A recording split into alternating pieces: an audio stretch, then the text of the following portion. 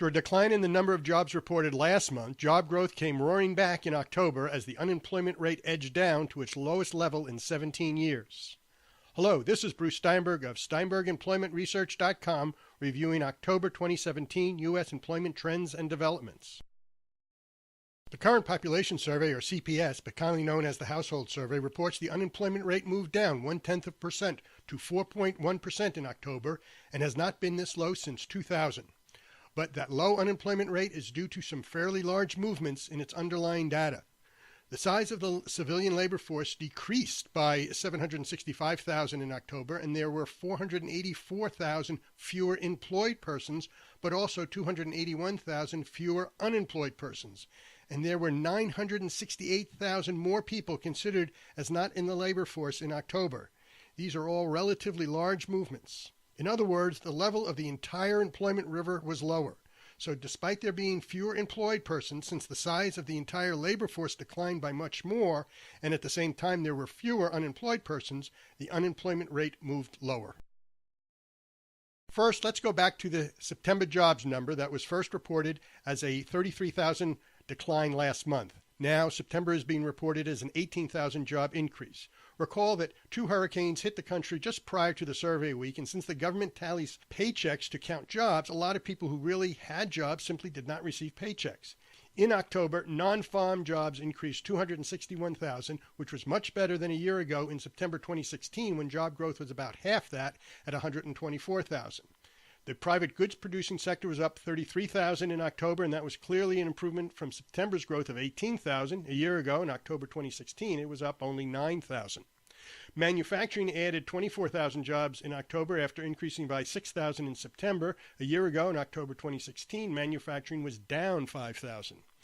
The construction sector grew by 11,000 in October, and that same number in September. A year ago, it was up 16,000. And mining and logging was down 2,000 in October after adding 1,000 in September. A year ago, it was also down 2,000. The private service providing sector increased almost 220,000 jobs in October, which was clearly a recovery from September's 3,000 job loss. A year ago, it was up 123,000. The retail trade sector was down 8,300 in October, which followed growth of 6,700 in September. It was down 6,800 a year ago. The professional and business services sector experienced growth of 50,000 in October compared to an increase of 22,000 in September, and a year ago it was up 55,000. Job growth in computer systems design and related services was 3,700 in October. That computes to better than the increase of 1,600 of September. The education and health services sector added 41,000 jobs in October, and its health care and social assistance component increased almost 34,000 jobs. Home health care services was up 6,700 jobs in October, which was an improvement from only 700 jobs added in September. The leisure and hospitality sector, which was likely impacted by the hurricanes in September when it was down more than 100,000 jobs, bounced back like a beach ball and added 106,000 jobs in October. A year ago, it was up only 11,000. The total number of government jobs was up 9,000. In October, the federal government was up 4,000, state government was up 2,000, and local government was up 2,000 as well.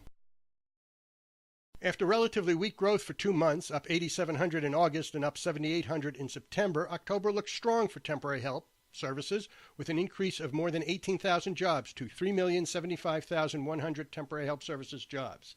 Sequential growth in October was 0.6%, with year-over-year growth of 4.1%. With that stated, a year ago, temporary help services was up almost 30,000 jobs.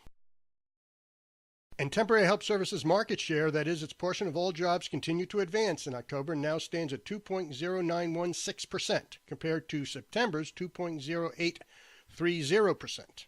A year ago, in October 2016, it was 2.0368%.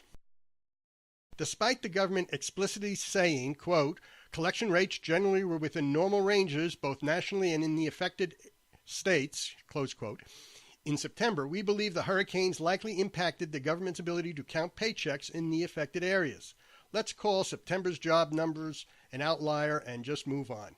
With that said, there was little not to like in the October job report. However, and this is a big picture item, population demographic shifts are likely driving the changes in the employment status of the population, so the ability of employers to identify, recruit, and hire more workers may be impacting businesses' ability to expand and grow, and by proxy, the entire U.S. economy.